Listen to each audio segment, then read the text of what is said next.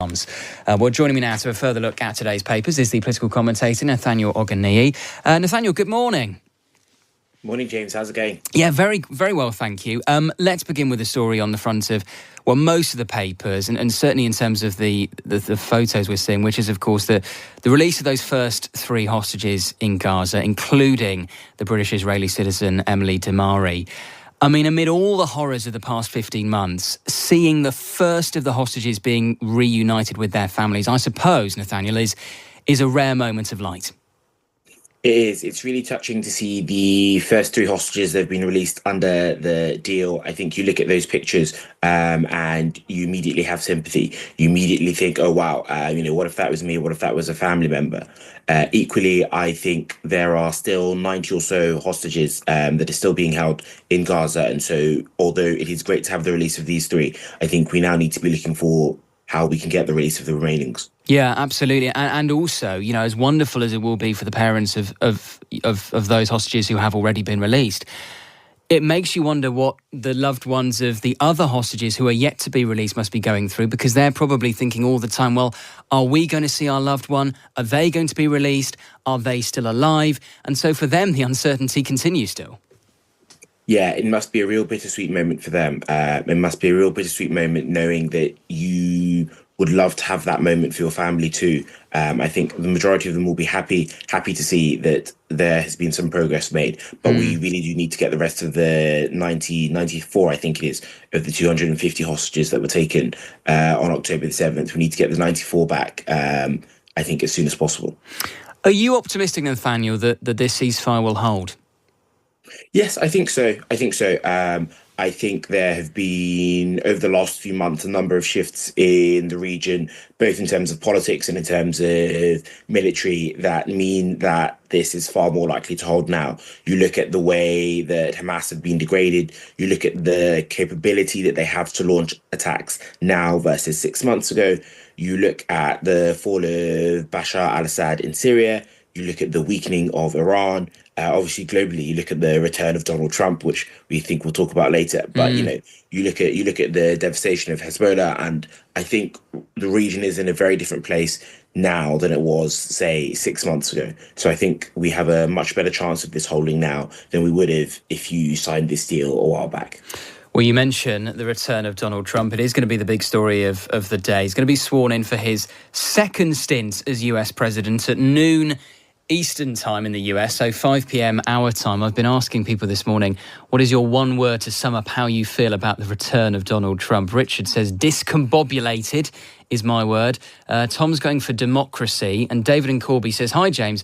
I've been hooked on US politics since my Friday children's TV was interrupted by the news of JFK being shot in 1963. The one word that springs to my mind about the 47th president is narcissistic. Nathaniel, if you had to choose one word to sum up your feelings towards the return of Trump, what would you go for? I think I'd go for optimistic. I think I'm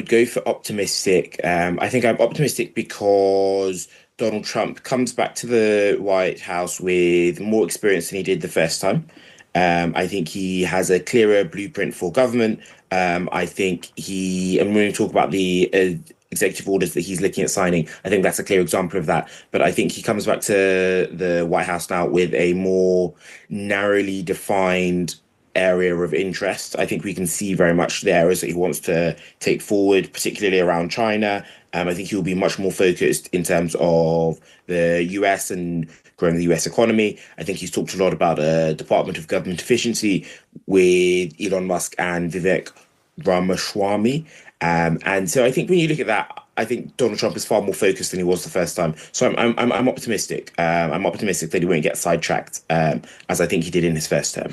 Yeah, I mean, that will be fascinating. Has he learnt the lessons from his first term, which, let's be honest, could be very chaotic at times? He is surrounding himself with people who appear to be natural loyalists to him, but then we know what Donald Trump is like. He does have an ability to fall out with people. So whether we will see the same faces in his administration in a year or two's time as will be sworn in today, I suppose remains to be seen.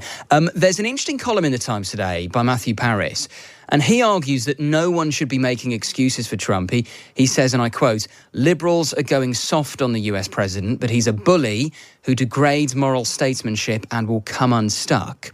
What do you make of that argument?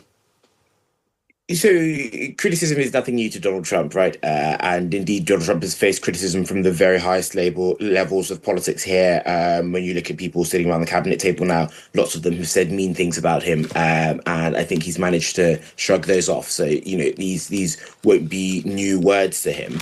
And Donald Trump does have a checkered past. We can't get away from that. I think the more amusing thing, or the more important thing, however, is that despite this past, the voters in the US still went for him, right? And that tells us something about the evaluation. That tells us something about the trade-off that they made between Donald Trump and Kamala Harris. That's an interesting conclusion, I'd say. That's what we shouldn't let Donald Trump off, because I go, well, if the Democrats presented their best and the Republicans presented their best, and we can see who voters went for, then Donald Trump has clearly said something that appeals. And I think he has appealed not only to sort of working class voters, which he did in the past, but actually now right across the income spectrum. I think that is such a good point. And I think if you are the Democrats, who traditionally would see themselves as the party of the working class in the US, you really have to ask yourself, what has gone wrong for a billionaire real estate developer from New York to kind of capture the hearts of many working class voters? The Republicans genuinely are, if you look at the demographic breakdowns,